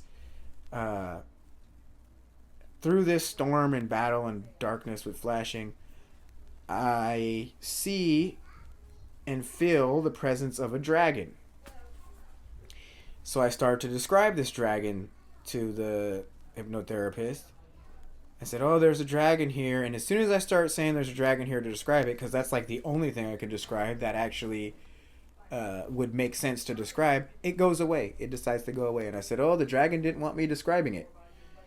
But it was like not like your Asian culture long serpent dragon. It was like your European culture winged beast dragon, like a brown dragon is what I seen. And yeah, as soon as I started describing it and saying there's a dragon there, I got the feeling it didn't want to be described and it didn't like that and it left. So that was interesting, and I don't know what the hell the dragon was about, but that happened. So then we fast forward to the death of this life. And the death of this life with no physical body wasn't really a death. It was just the end. And in the end, I was victorious. And, like what was the... Well, no, I'll explain the end. So when I was victorious in accomplishing the battle and successfully fighting the battle, this dark, fast-moving, flashing storm went away. And then a bright light came, and things were like light and good and felt good. And the purpose of this life was to fight, but this was like my hero moment. Like, that's what it felt like. Like, what, did you fulfill, the purpose of this life? But the purpose was the battle and to have my hero moment. For whatever that means, that's what came onto me. That was my hero moment. And that's, when I won the battle and light came and things felt good. And then the dragon came back, which was an interesting thing. And mind you, the dragon's not like a scary dragon. Like, it didn't scare me. It wasn't like something that, was trying to attack me. I guess it wasn't even a good dragon, right? It was just the presence of a powerful dragon. And that's how it came to me. It was just there. Do you have any interpretations of that different from that moment in time? Now, thinking about it, I'm a little far out, so my interpretation's a little far out. So, I think that is a life for me in the spiritual realm. I'm actually asking about the dragon specifically. Okay, yeah. Oh, that's what you're answering? Okay, yeah. Okay. I think that that is a life for me in a non-physical realm, and I think that the way to create, if you want to say, you're creating planets or people or whatever you want to say you're creating, this is my interpretation. The way to create is through a battle, as weird as that sounds. I mean, the way we're created, we come through our mother's womb, and how painful is that? So my interpretation is it's hard work to create something new, genuinely new. And I think in that life experience, I was a non-physical me doing my job as a creator, as someone who creates. The dragon, as a powerful presence, is just that. There is also and always some sort of a higher power, or some sort of a guide, or some sort of a bigger you, or a mythological powerful you, like you can't do it alone, like nothing you can ever do alone. As much as it is all you and all that stuff, there's always going to be, I guess. Yeah. To me, the dragon was simply the powerful presence, not good or bad, but powerful presence of the myth, right? The mythological thing. So a godly-like presence is what I interpret it as. Something more powerful than you. Yeah.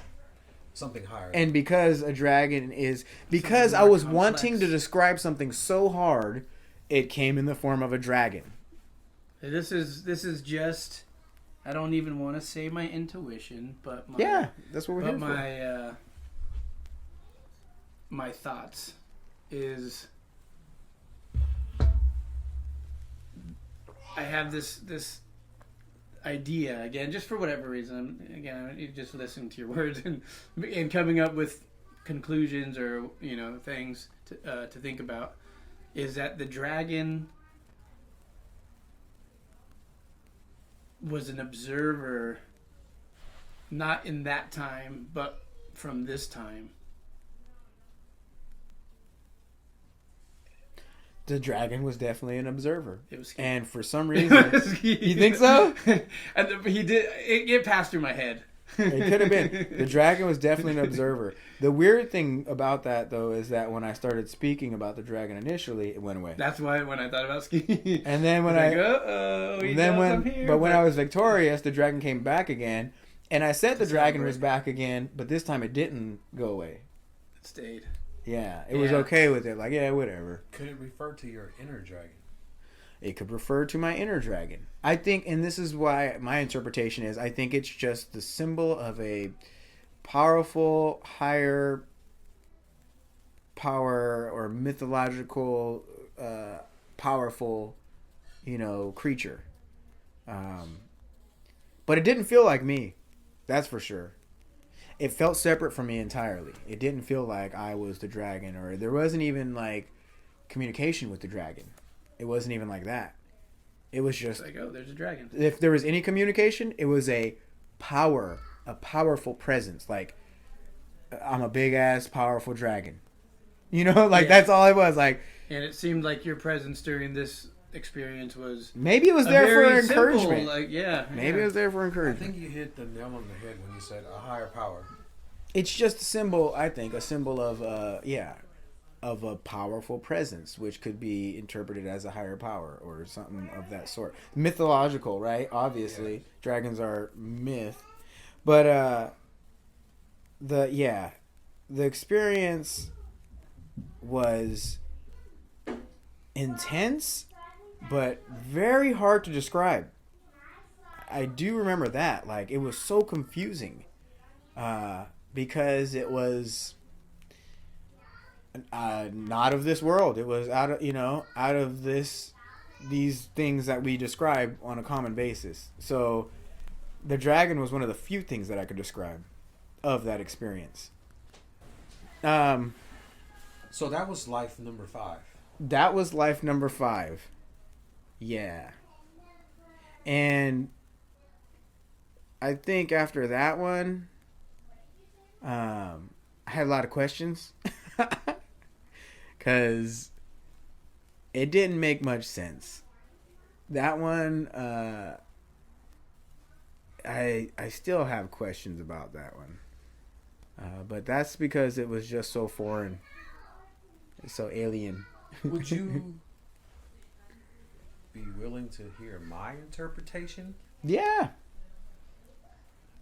I think you have to be an artist. You know, I think you're very artistic. And I think you have to get back to that. And I think that's the message that I heard. I could be full of shit and have no clue, but I think that's in you. That's in you. I could see that because fighting to create, art is creation. Right? Yeah. And also, life gets in the way of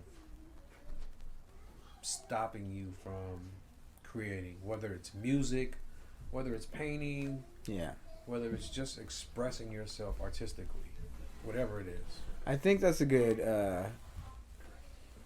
analogy or interpretation. It could be that, because it has been a while since I've focused in on my art, and it's been almost a year. It's been about a year, and usually it's not that long before I actually did some real sit down and do some art. So those are all valid interpretations.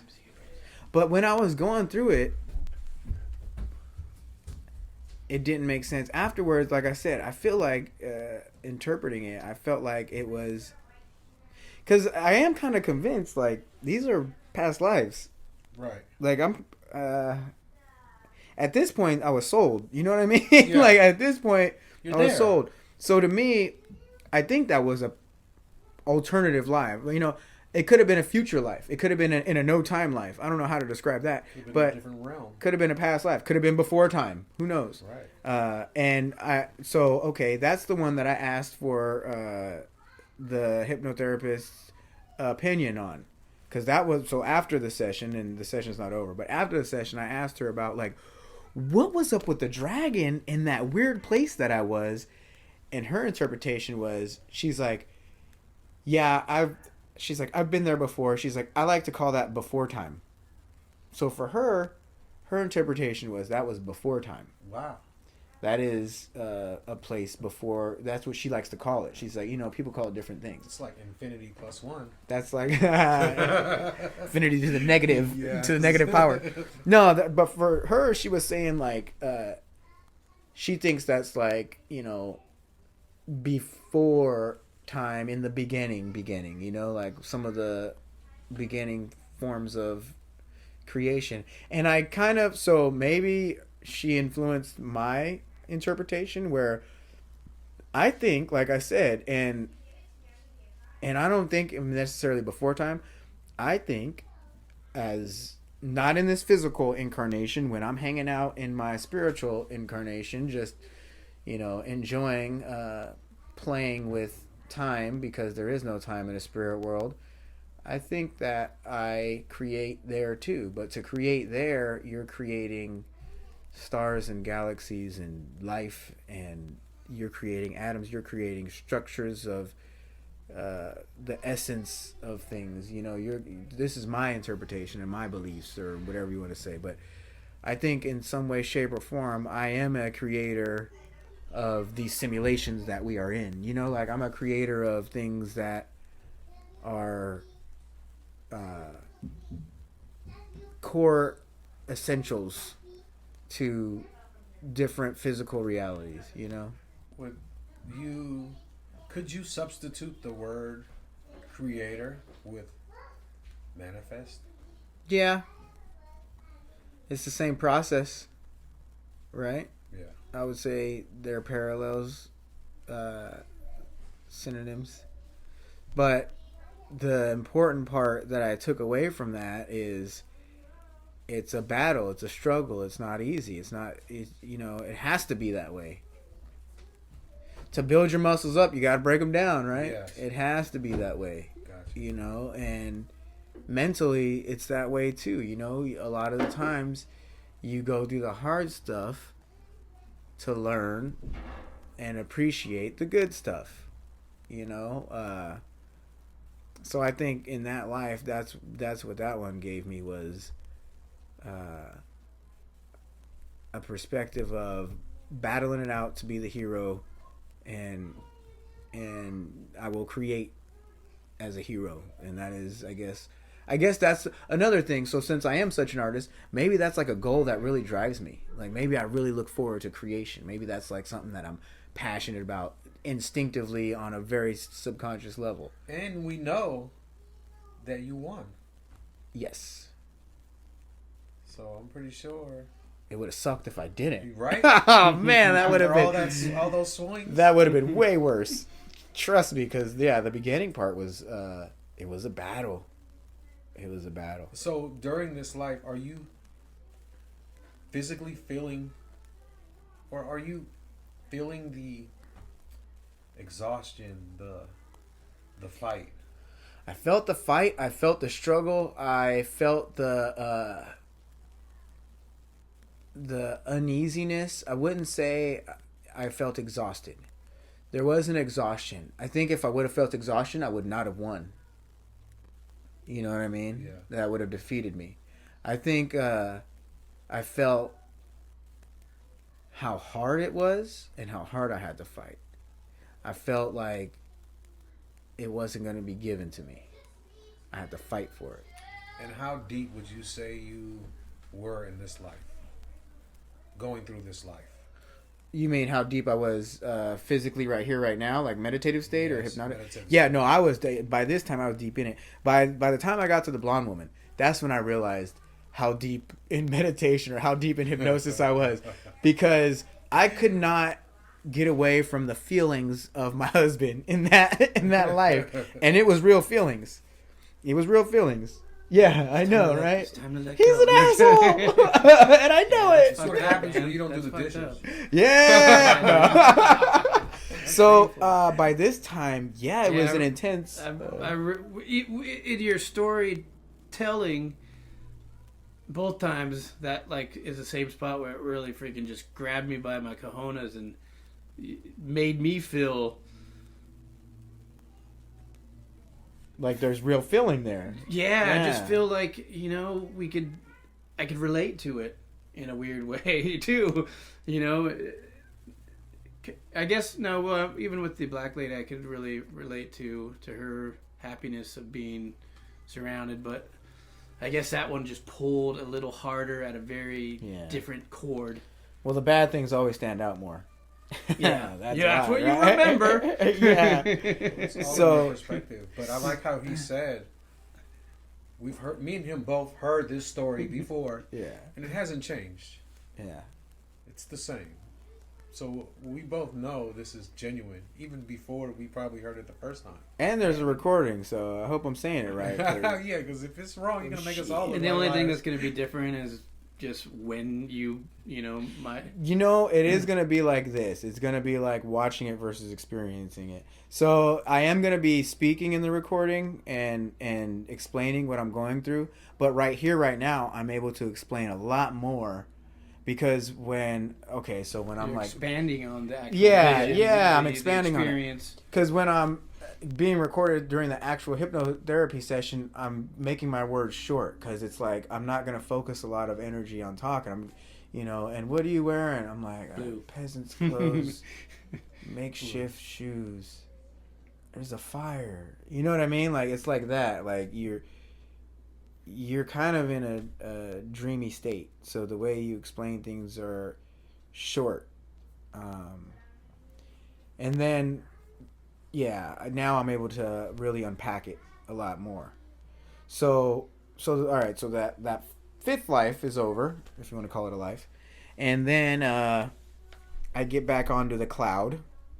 I don't know why I stayed on that cloud. I probably should have changed it. But I like the cloud. I love the cloud. I get back onto the cloud. I was like, yes, there's a cloud in this. And the good thing is I do feel really good after I won the battle and I get the hero moment. And I feel that hero moment. Like it feeds my ego or whatever the hell is the ego. But I feel like I'm victorious and that is a positive feeling. Like that. And that's how it was defined to me. A hero moment. Whatever that means to anybody. So then I get back on this cloud, and she's doing the countdown to another destination.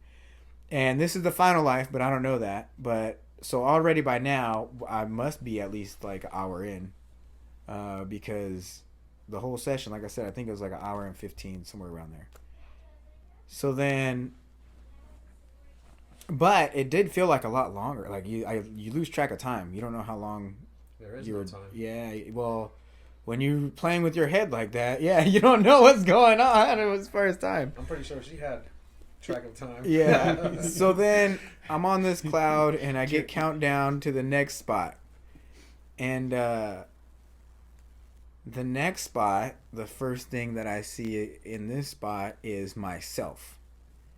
And when I get to this next destination, I notice I'm wearing a suit. And it's an emphasis on like how good I look in this one. And in this one, I'm wearing a nice suit. It's like the 20s, like 1920s, roaring 20s area. I'm a black man, and it's just emphasis on how good I look. Like I look good. I'm dressed nice all the time, dressed to the nines. Like that's, the saying of the time, right? So I feel like $1,000,000, and this one's a real good one. This one's a real happy, good feeling life, which is a good change from the last two that weren't so happy.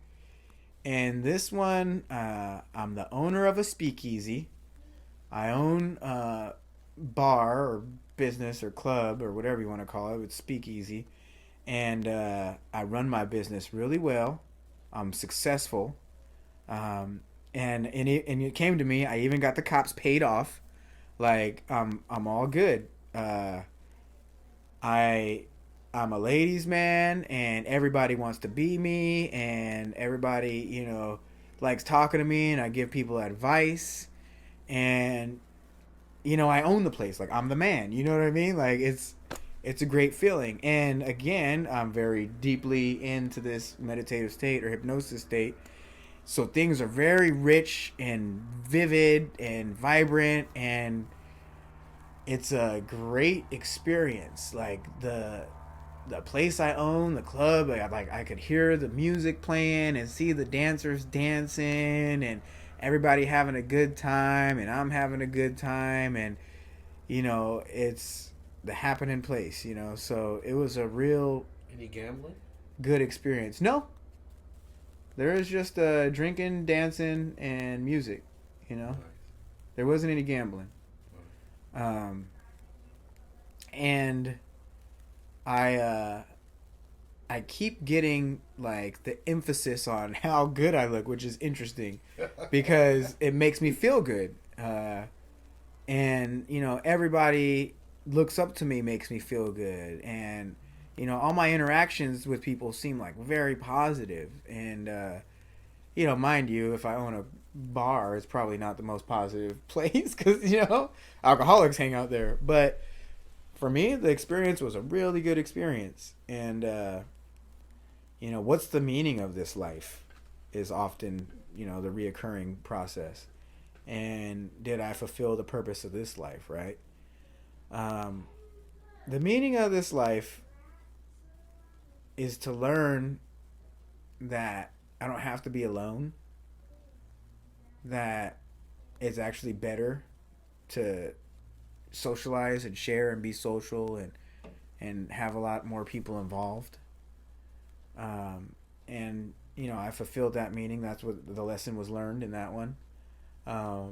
Probably also, as you were asking, do I think, the sequence of the lives were meaningful?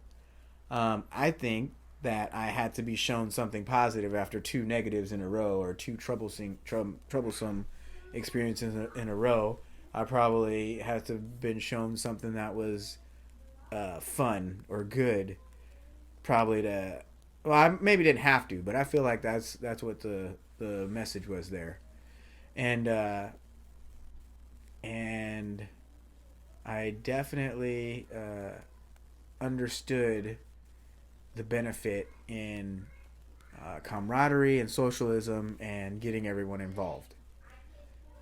That was definitely the core value lesson that I got out of that one. And then, how did I die? It's so funny how I died in this one. I laugh at it every time. So, how did I die in this life? I got shot in the abdomen on the floor of my business and died on the floor of my business. Got shot by what I would say is a peer, maybe a patron, maybe someone, who was mad at me taking their business. I don't know, but it's not like the cop shot me. It was like a peer, someone who was one of my peers shot me. And I died as like a middle-aged man in my own business, on the floor of my own business. What was your name in that one? I didn't get any names in any of them. And she did ask me that a couple times. It's I interesting. wondering if anything might have magically jumped in all of a sudden. No, I didn't. Yeah, I didn't get any names. I think she did ask me that a couple times throughout. I didn't get any names. And in that one, I was trying to see if anybody was people that I'd recognize from this life. But no, I kind of wanted to make it so. Mm-hmm. I kind of hoped and was like reaching to see, is this person? I thought one of the people might have been my sister. And I'm like, nah, I don't think that's the case. Like, I could tell I was forcing it. Because, everything else was just coming to me. And that one, it's like, I'm trying to make it. So I was able to tell. Yeah, I was able to tell the difference at that point. But that life was definitely fun and good last life to have in that one. And then we did another exercise, which I definitely appreciated. But still, so I said this before, but I want to say it again. The whole time I'm in this deep meditation state or deep hypnosis state, I do feel like at any moment I could have opened my eyes and got up and been like, oh, well, that was all my imagination. You know what I mean? Like, it's not like I was quote unquote stuck. I definitely felt like if I wanted to at any moment, I could just open my eyes and it would all go away. So it wasn't like she says, I'm going to snap my fingers and you're going to come too. Right. And then you're out of it. Even though that is what she says in a sense, right? I'm going to count down and then you're going to be fine. Like, that is the process. But it's like... you could have came out. Yeah, it's not like I was stuck or under, or it's not like, it's not like there was a mental something holding me back. But did you feel that it was helpful to have the countdown process? Yeah, for sure. The countdown process... eases you back into... The countdown process is very helpful. Because, so as I learn now, listening to other things and here and there. But what I think that does, it helps you focus your intent for a longer period of time. Whereas if she were just to say, all right, now go to your next life. Well, in your head, you think, oh, it can't possibly be that easy to just go from this life to that life. So in your head, you got to do something to get there. You have to travel right? Even though this is traveling in your mind. But what that's doing is holding that intent in your mind for a longer period of time, holding your focus for a longer period of time of I'm going to be in the next life in 8, I'm going to be in the next life in 7, I'm going to be in the next life in 5. So that whole time that you're counting down, you're thinking I'm going to be in something else, I'm going to be in something else, I'm going to be in something else for Would a that longer be period of the time. guided part of the guided meditation? Yeah, definitely. But then, okay, so the important part about the guided meditation, and this is the next exercise. She's going to say and ask questions you would not be thinking of in your own meditative journey. This is important, right? So in my own meditative journey, I might not think of the same thing she's thinking of. She'll ask me stuff that, oh, I didn't think of that. Well, let me see. What is,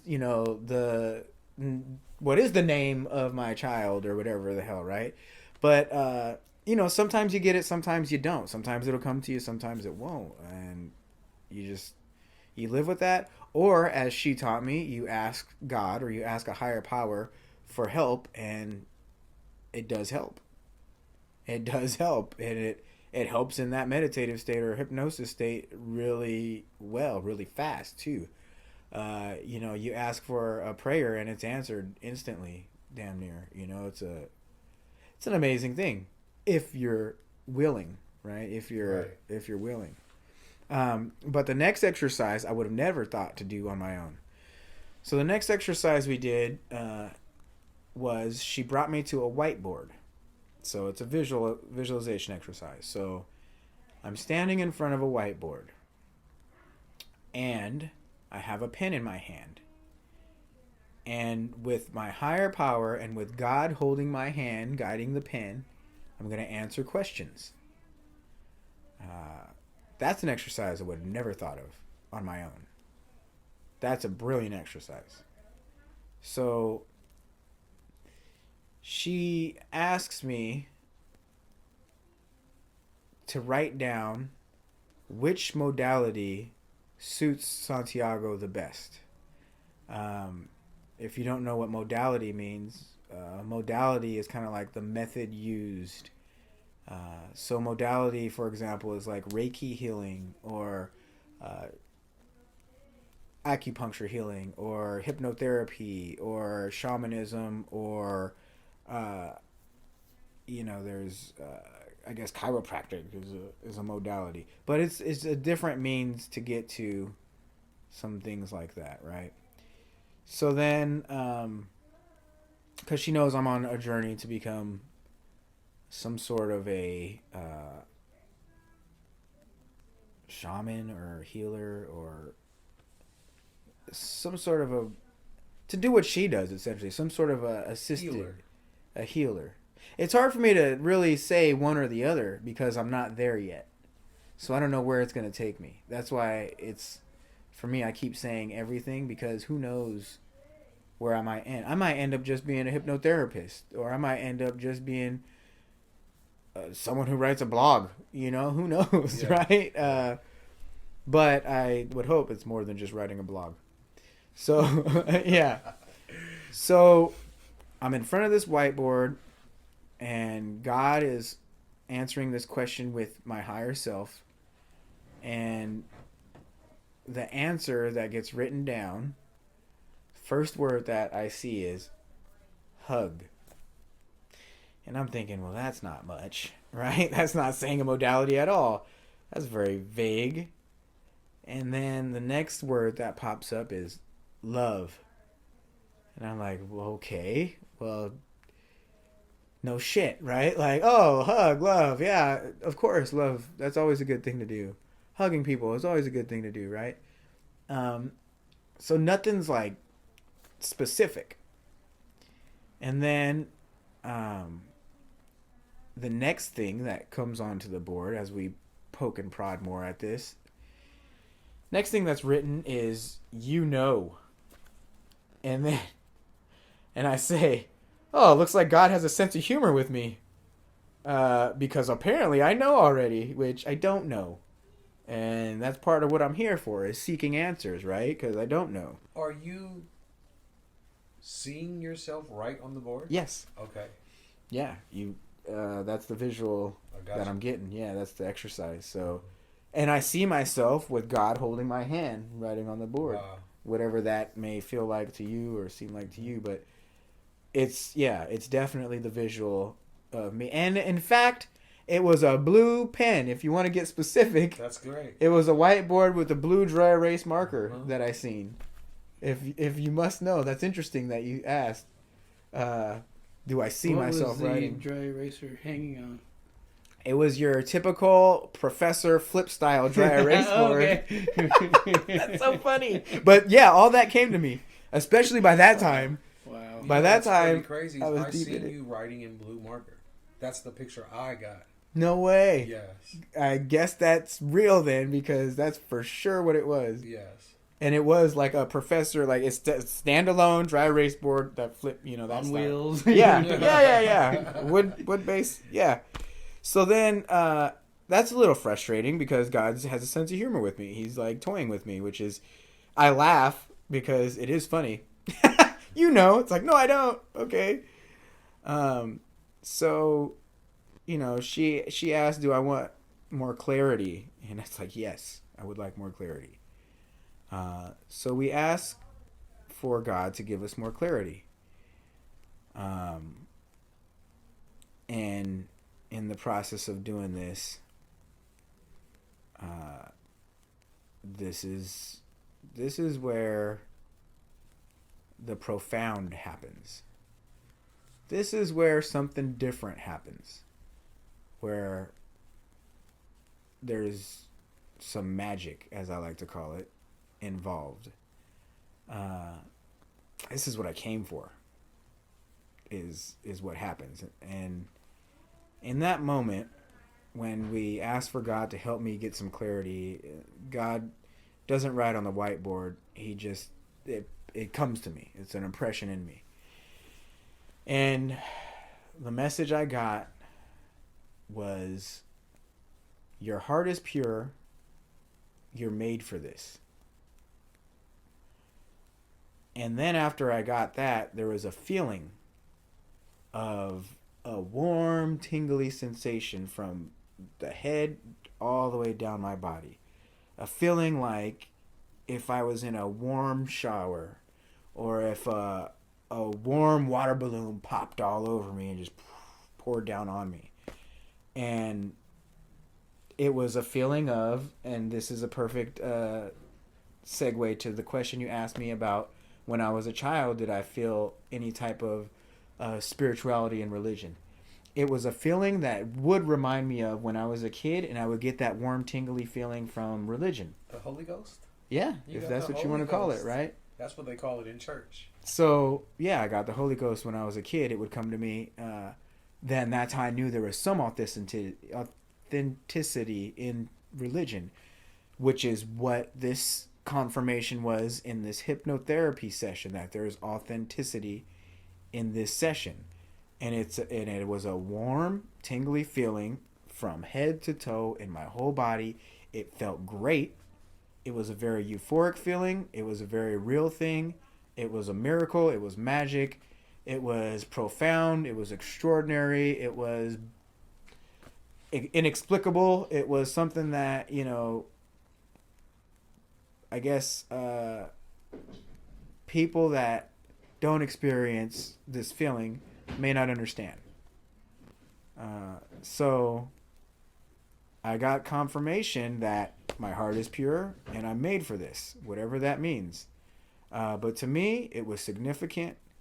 And to me, it was a good point to end the session, because that was the feeling of, this is what I was here for, hoping to find. I was hoping to find something profound through a completely sober, altered state, through a state where I specifically didn't drink or smoke or do anything leading up to this, because I wanted to make sure that I was clear-minded and this was all happening within the sober Santiago.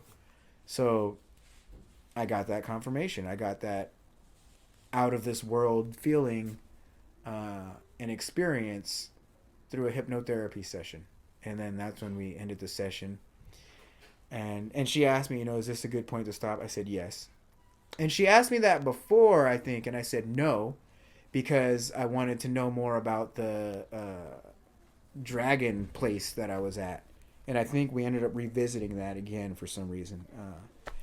But would you say that feeling, did it move you emotionally? Yes. To tears? No. Almost? No. No, not almost. It was no. It wasn't. It wasn't a teary emotional. It was another confirmation. I've had a few different confirmation feelings. It was a feeling of confirmation. It was a feeling of this is real. You know, and also it's a powerful feeling Yes. to feel that my heart is pure and I'm made for this.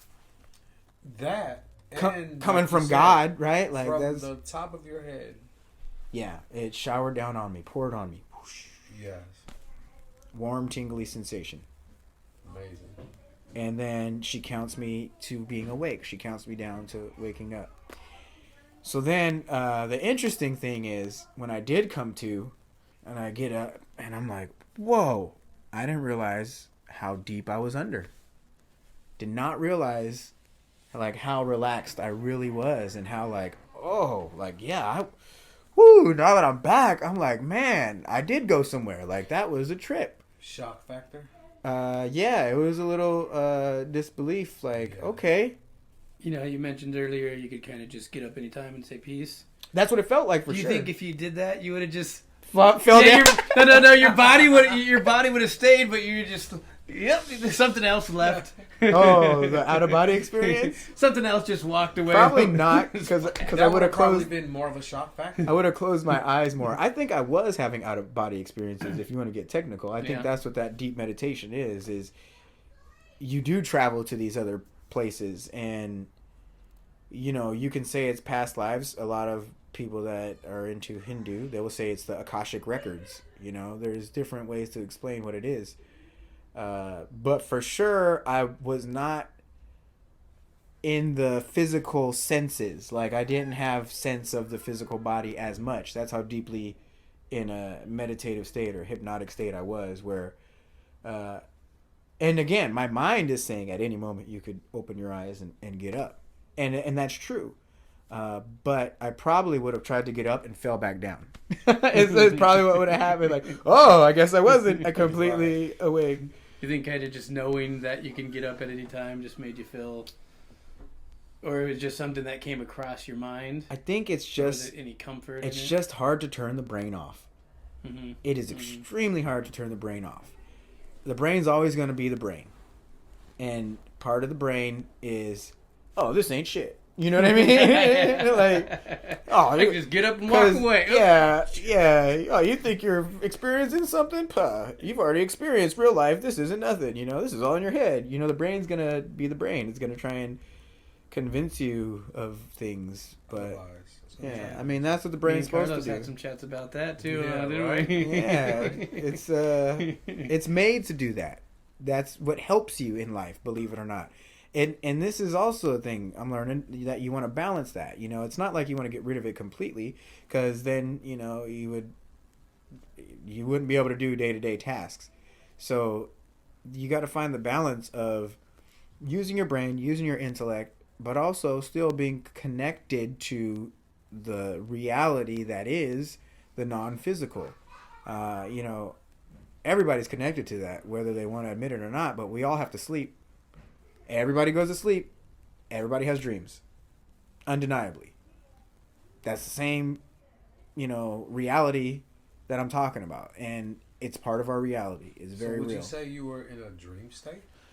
Those are parallels. Yeah, that's all the same thing, right? That's all the parallels. Dream state, meditative state, hypnotic state, prayer. You know, prayer gets you there too.